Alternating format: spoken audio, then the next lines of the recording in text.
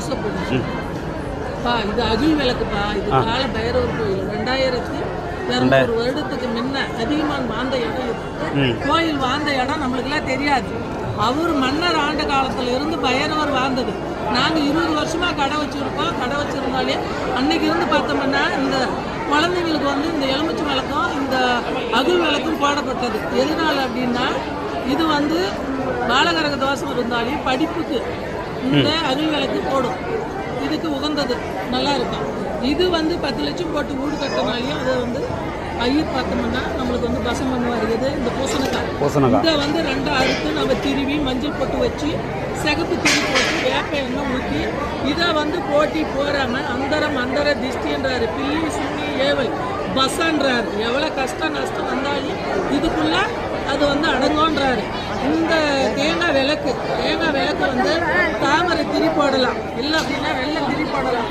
போட்டு கல்வி செல்வம் கிட்ட கல்யாண தடை நாங்கன்றான், கஷ்டம் தீரன்றான், கவலை போகன்றான், கடன் தொல்லை தீரன்றான். அழியாத வரம் யார் இந்த குடும்பம். இது ஒரு குடும்பம் வந்து இது அழியாத குடும்பம்.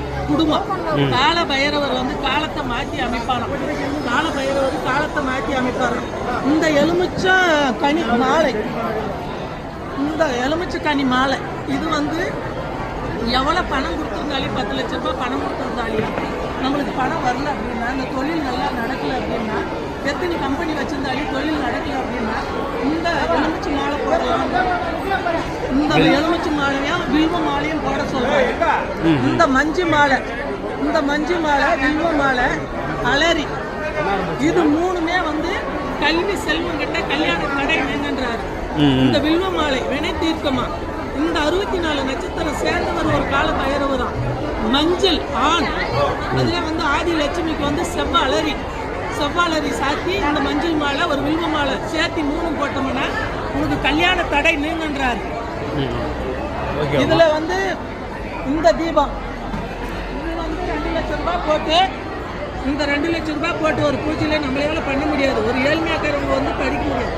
ஒரு வாத்தியார்கிட்ட படிச்சோம்னா 50 பேர் படிப்பாங்க. அந்த மாதிரி ஒரு பூஜைக்கு 2 லட்சம் ரூபாய் செலவு பண்ணி அவர் வந்து செய்யறாருன்னா அந்த பூஜையில நாம வழிபாட்டுக்கு இந்த பூஜை செலவை வாங்கிட்டு போய் ஒரு 100 ரூபாய் நம்மளால முடிஞ்சது அந்த பூஜையில கலந்துக்கலாம். அதே மிளகாய் பில்லி சூனி ஏவல் பசம் அப்படின்னு அந்த மிளகாயும் வந்து போட்டுக்கலாம். இந்த தட்டை வந்து யாகத்துக்கு இந்த மிளகாய் வந்து நம்மளுக்கு பில்லி சூனி ஏவல் பசம் ஒரு எலுமிச்சங்காயை சுத்தி போட்டா கூட ஒரு கடை வியாபாரம் ஆகாது. நம்மளுக்கு ஒரு திஷ்டி பார்வை வரும். அந்த பார்வைக்கு உழுந்தது வந்து மிளகாய். இது வந்து குறைஞ்ச விலையில 50 ரூபாய்க்கு கடைக்காரர் கொடுக்குறாங்க.